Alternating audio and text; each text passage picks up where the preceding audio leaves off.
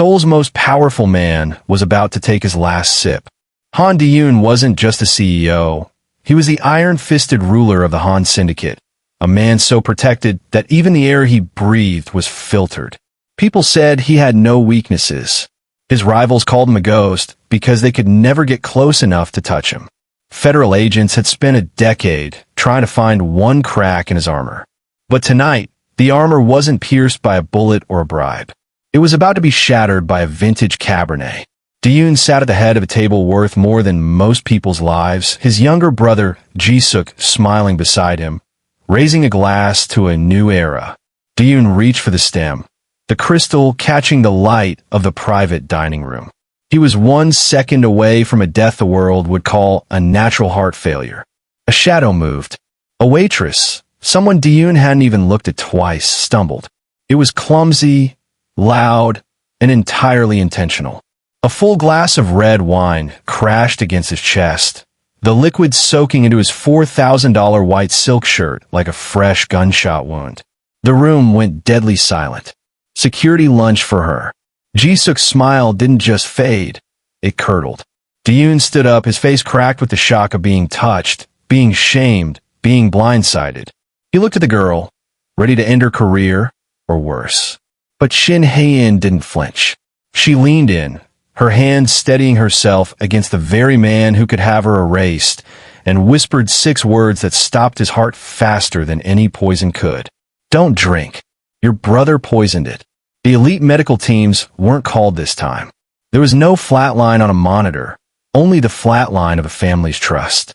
De-yoon looked at the red stain on his heart, then at the brother he'd raised from a boy.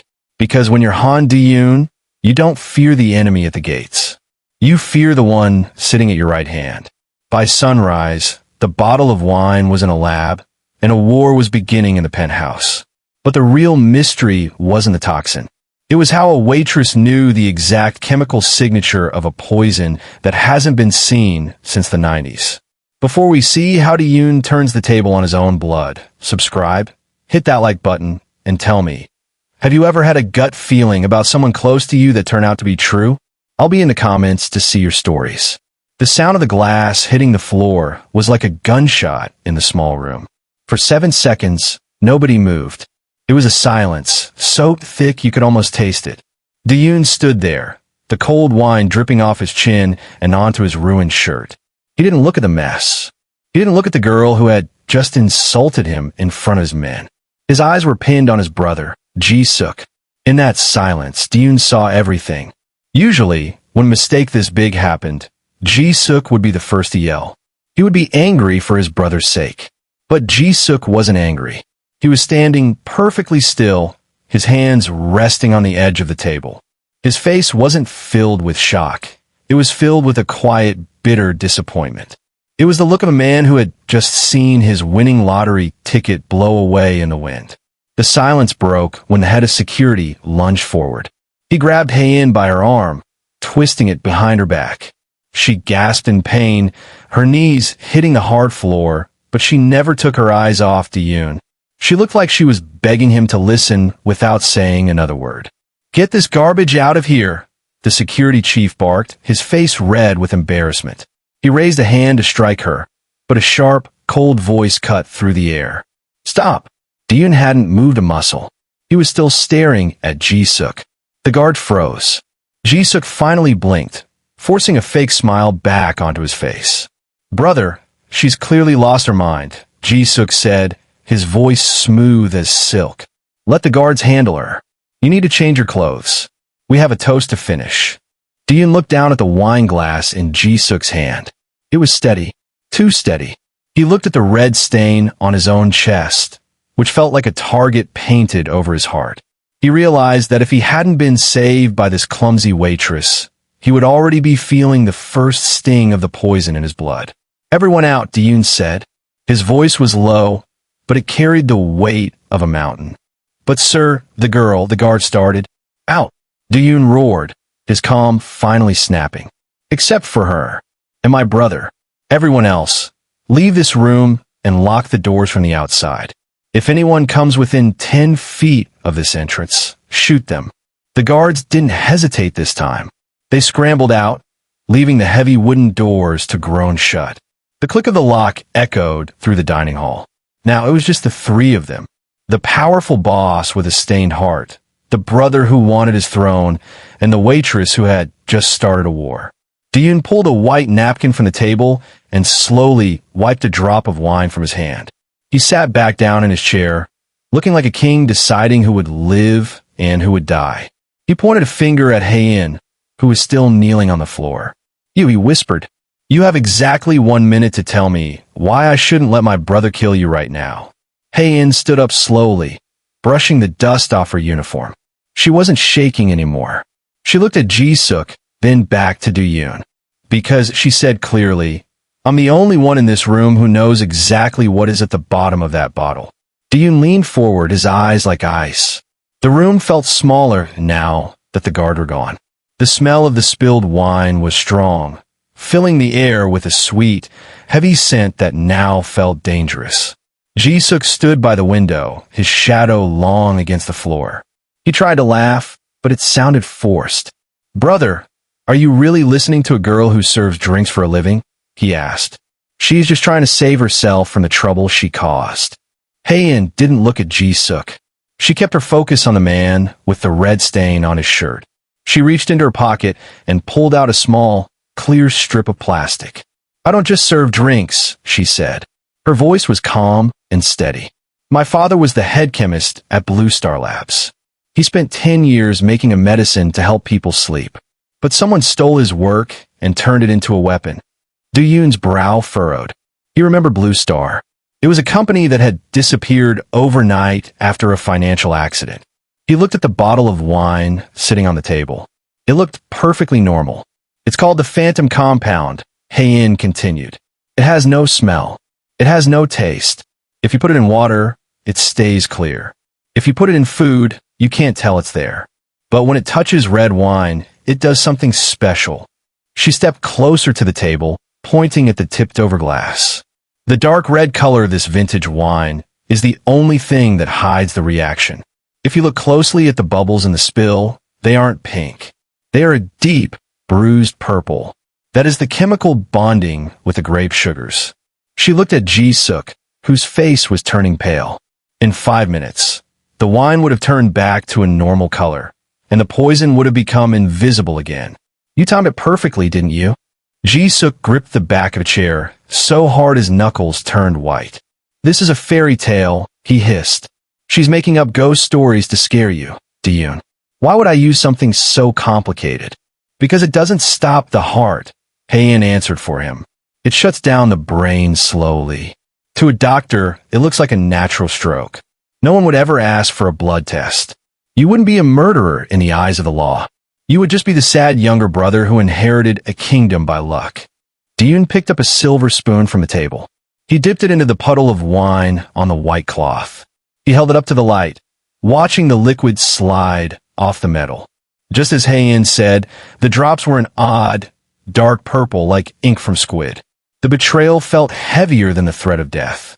He had shared meals, secrets, and a life with the man standing across from him. He turned the spoon toward his brother. "Is that true, Ji-suk? Did you think you could hide behind my father's old favorite wine?" Ji-suk didn't answer. He just stared at the purple drop on the spoon, his eyes darting toward the locked door. The air in the room felt like it was about to catch fire. Hayin stood between them, a witness to a family falling apart, holding the secret that had just turned a prince into a traitor. The silence in the room was broken by a sudden, loud laugh. Ji-suk threw his head back, shaking his head as if he had just heard the funniest joke in the world. He walked over to the table, his footsteps echoing on the hard floor. He looked at Diyun with wide, innocent eyes, a small smile playing on his lips. "Brother, listen to yourself," he said, his voice warm and friendly. "You are actually believing a girl who just ruined your favorite suit? A girl we have never seen before tonight." Ji-suk reached out and placed a hand on Diyun's shoulder. It was a gesture of love, but Diyun felt a chill go down his spine. "Think about it," Ji-suk continued, leaning in close. "The rival gangs are getting desperate. They know they can't beat you in a fair fight, so they send in an actress. She tells you a scary story about phantom compounds and purple bubbles to make you paranoid. She wants you to stop trusting your own blood. If we start fighting each other, they win. He turned his gaze toward Heian, his eyes turning sharp and mean for a split second before softening again. She's good, I'll give her that. She probably spent weeks studying your family history just to find a way to get under your skin. But look at her, Diyun. She's a nobody, a plant, a liar. He stepped toward Heian, his shadow towering over her. Who paid you to say this? Was it the Kong family? Or the snakes from the south? Heian didn't move. She stood her ground, even as Ji-suk tried to crowd her space. No one paid me, she whispered. I'm here because of what you did to my father. Ji-suk rolled his eyes and looked back at his brother. See? More drama. More lies. It's almost sad how hard she's trying. He picked up a clean napkin from a nearby tray and stepped toward Diyun. Let's stop this nonsense right now. You're tired, and this girl has done enough damage. Let me clean up this mess. I'll call the real security team, and we'll find out who she really works for in a basement where she can't tell any more stories. Ji-suk reached for the bottle of wine, his movements quick and smooth. He looked like he wanted to pour the evidence down the sink and make the whole problem disappear. I'll take care of the bottle, I'll take care of the girl, and you go get some rest, he said, his voice dripping with false care. That's what a loyal brother is for, right? To handle the dirty work so you don't have to. Diyun watched his brother's hand get closer to the dark glass of the bottle. He saw the way Ji-suk's fingers trembled just a tiny bit. The care in Ji-suk's voice didn't sound like love anymore. It sounded like a trap. For years, Diyun had let Ji-suk handle the dirty work, never questioning his loyalty. But as he looked at the purple stain on his chest, he realized that the mess Ji-suk wanted to clean up wasn't the wine on the floor. It was the witness standing in the room. Stay back, Ji-suk, Diyun said softly. The brother froze, his hand inches from the bottle. The mess stays right where it is. I want to hear more about this fairy tale before anyone goes anywhere. Diyun turned his chair away from his brother. He looked directly at Heian. The white napkin in his hand was now soaked with red wine, making his fingers look like they were covered in blood. He ignored Ji-suk's angry face and focused on the girl. She looked small in her server's vest, but her eyes were as sharp as a blade. You said my family ruined yours, Diyun said. His voice was cold and steady. I know my hands are not clean. I have taken businesses and crushed lives to build this empire. If I am the villain in your story, then you should be happy to see me die. You could have stayed in the kitchen. You could have watched me drink that wine and waited for me to fall. So, tell me the truth. Why save the man you hate? Heian took a step forward. She didn't look at the expensive paintings on the walls or the gold on the table. She only looked at Diyun. Because my father was a good man, she whispered. When your brother stole his life's work, he didn't just take a patent. He took my father's pride. He turned a gift for healing into a tool for killing. My father died in shame because his name was tied to your brother's greed. Ji-suk tried to speak, but Diyun held up a hand to silence him. The room felt like it was losing air. I didn't come here to save your life because I like you, Heian continued. Her voice grew stronger. I don't care about your syndicate or your money. But I spent months getting into this mansion because I wanted the truth to come out. If you died tonight, everyone would think it was a stroke. Your brother would cry at your funeral, take your seat, and continue using my father's science to murder more people in the dark. She pointed a finger at Ji-suk, who was standing very still in the shadows. If you die, the monster wins. I don't want you dead, Diyun. I want you to live long enough to see who really holds the knife.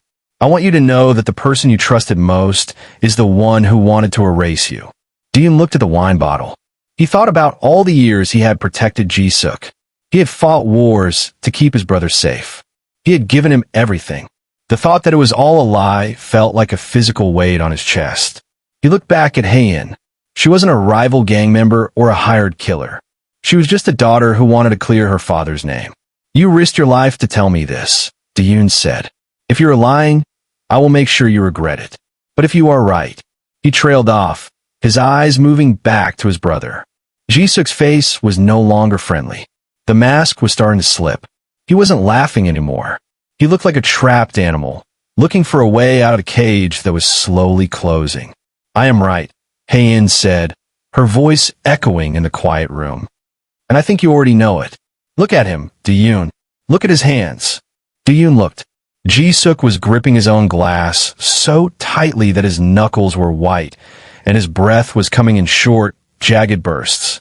The truth was sitting on the table between them, as dark and bitter as the spilled wine. Diyun moved with a slow, frightening calm. He reached for a clean glass that stood near the center of the table. The crystal clinked softly against the wood, a tiny sound that felt as loud as a thunderclap in the silent room. He picked up the open bottle of wine, the same bottle Heian had warned him about, and began to pour. The liquid flowed out in a dark, heavy stream, looking like liquid velvet under the dim lights. He filled the glass halfway. The deep purple color that Heian had described seemed to shimmer at the edges. Diyun didn't look at the girl, and he didn't look at the ruin of his shirt. He kept his eyes locked on his brother. With a steady hand, he pushed the glass across the white tablecloth. It slid smoothly, stopping right in front of Ji-suk. You said this girl was a liar, Ji-suk, Diyun said. His voice was as smooth as the wine, but there was a sharp edge underneath it. You said she was a plant sent by our enemies to make us turn on each other. If that is true, then this wine is perfectly fine.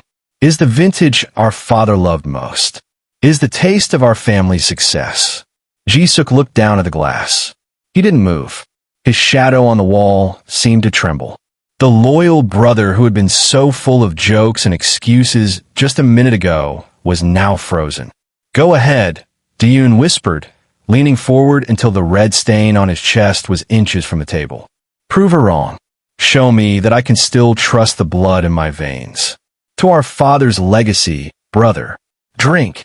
The silence stretched out, long and painful. Heian stood by the wall, her breath held tight. She watched the two brothers, the air between them thick with years of secrets and sudden fear. Ji-suk's hand reached out, his fingers hovering just above the stem of the glass. He touched the cold crystal, but he didn't pick it up. His skin looked gray in the lamplight. Why are you hesitating? Diyun asked. Each word felt like a heavy stone dropping into a deep well. It is just a drink, Ji-suk. Unless, of course, every word she said is the truth. Unless this glass is the end of the line. Ji-suk's lip tremblet. He looked up at Diyun, his eyes darting around the room, as if searching for an exit that wasn't there.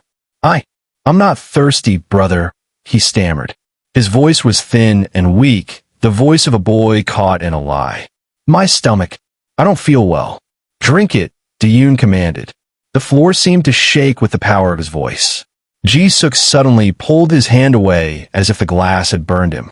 He backed away from the table, his chair screeching against the floor.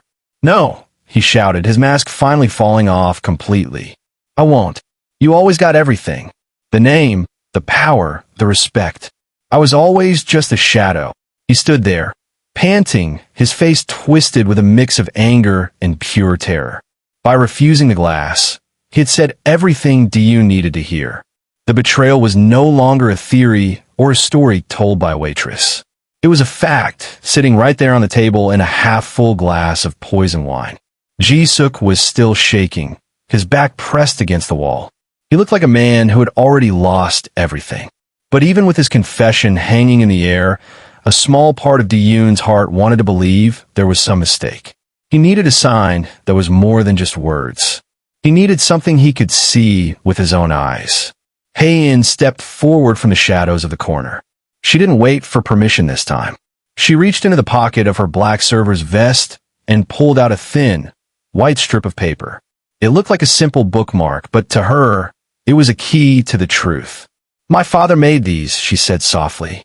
He knew that if his work was ever stolen, he would need a way to find it. This paper reacts only to the phantom compound. It shows what the human eye is meant to miss. She walked to the table where the glass sat untouched. Diyun watched her every move. He didn't even blink. Heian held the white strip over the wine. For a second, she paused, looking at the dark liquid that was supposed to be Diyun's final meal.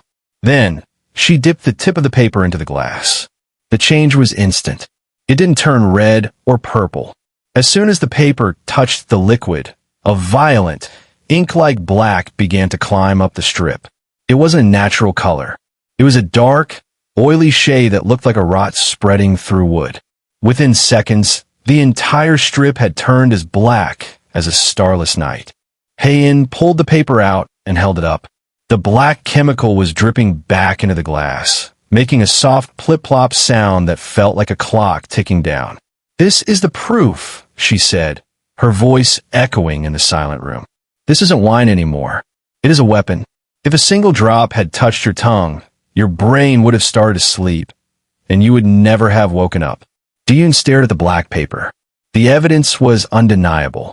It was like a curtain had been pulled back, showing the ugly truth underneath the fancy dinner and the expensive suits. The man who sat across from him every night, the brother he had protected from every enemy, had put this death in his hand with a smile. Ji-suk let out a small, broken sob. He saw the black strip in Hae-in's hand and knew there was no way to lie anymore. The fairy tale was real, and the monster in the story was him. He looked at Diyun, hoping to find a spark of mercy, but he only found a man who looked like he had died inside.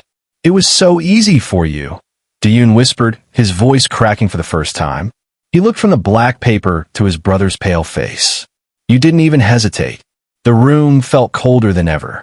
The light from the gold lamps seemed to dim, focusing all the attention on that one black strip of paper. Hae-in set the paper down on the white tablecloth, right next to the red wine stain. The contrast was perfect, the red of a mistake and the black of a murder. The game was over. The truth was finally in the light, and now someone had to pay the price. Ji-suk backed away until he hit the heavy curtains. His eyes were wide and wild, like a trapped animal looking for a way to bite. He looked at the black paper on the table, then at his brother. All the love was gone from Diyun's face. There was only a cold, hard stare that made the room feel like a freezer. "I won't let it end like this," Ji-suk hissed. His voice was no longer soft or kind. He reached into his jacket and pulled out a small, silver remote. It had a single red button. "You think you've won because a waitress found a secret? This building is full of my men. I spent a year buying your loyalty while you were busy playing king." With a shaky thumb, Ji-suk slammed his finger down on the button. He stood tall, waiting for the doors to burst open. He was waiting for his personal hit squad to rush in, grab the girl, and finish what the wine couldn't.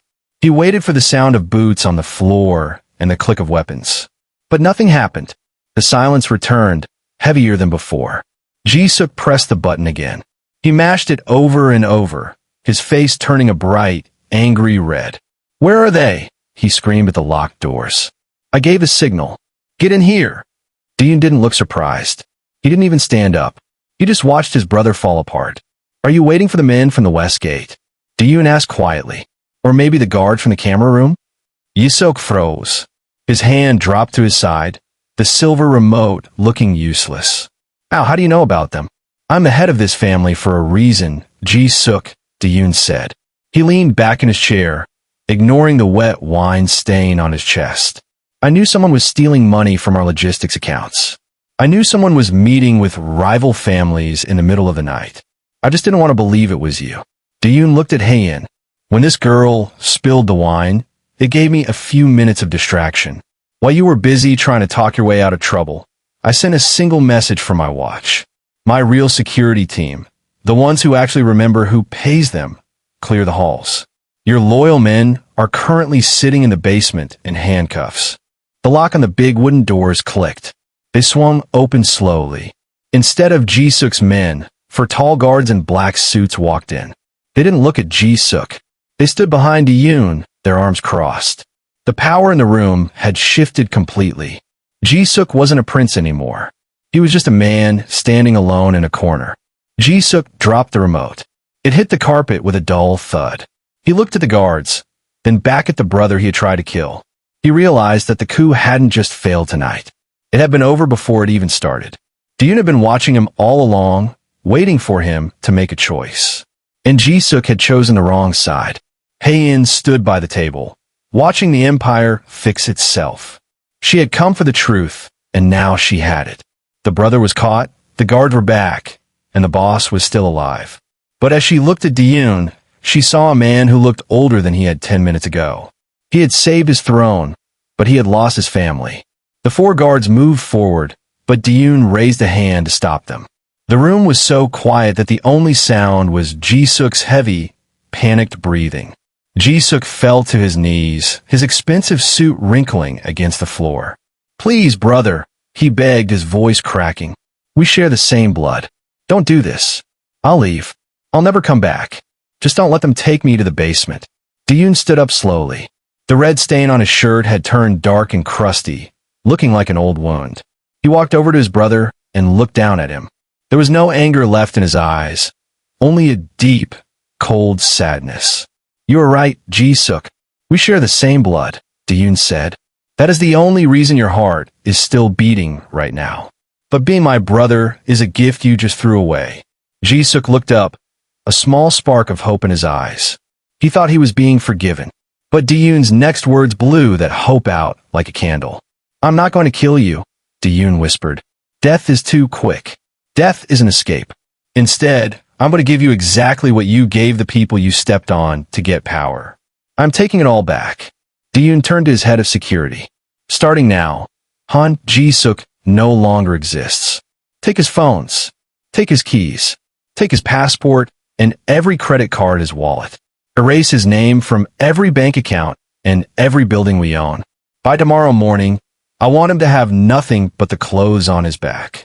Ji-suk's face went completely white. "You can't do that, Im-Fan." "Not anymore," Diyun replied. "From this moment, you are a ghost. You will live in the streets of the city you try to rule. You will work the jobs you thought were beneath you. You will feel what it's like to have no name, no money, and no future. You will walk past our buildings every day and know that you can never enter them again. You will be alive, Ji-suk, but the world will never see you." The guards grabbed Ji-suk by his shoulders and pulled him up. He tried to fight, but he was weak. As they dragged him toward the door, he screamed and cried, calling out his brother's name. Diyun didn't turn around. He stood with his back to the door, staring at the empty wine glass on the table. He watched the heavy wooden doors close, cutting off the sound of his brother's voice forever. The room was finally empty, except for Diyun and Haein. The powerful boss looked at his hands. They were shaking. He had saved his life, but he felt like he had lost his world. He looked at the waitress, the girl who had changed everything with a single spill. "It's a living death," Haein said quietly. She wasn't smiling. She knew that what Diyun had done was a different kind of violence. "It is the only price that fits," Diyun said. He reached up and began to unbutton his ruined shirt, the red stain finally leaving his skin. He wanted to rule in the dark. Now he will live there. 6 months later, the morning sun shone brightly through the tall windows of the Han Global Headquarters. The dark, heavy curtains of the old dining room were gone, replaced by clear glass that let in the light of a new day. Han Diyun stood by his desk, looking out at the city of Seoul. He was wearing a crisp, clean white shirt. There was no red stain on his chest anymore, but he still remembered exactly how the cold wine had felt against his skin. The building felt different now. The men in the hallways didn't carry hidden weapons, and the hushed whispers of secret deals had been replaced by the sound of busy people doing honest work. Diyun had spent every day since the betrayal tearing down the old walls of his empire. He had closed the illegal accounts and ended the shadow deals. Han Global Logistics was now a real company, moving goods across the world without fear or blood.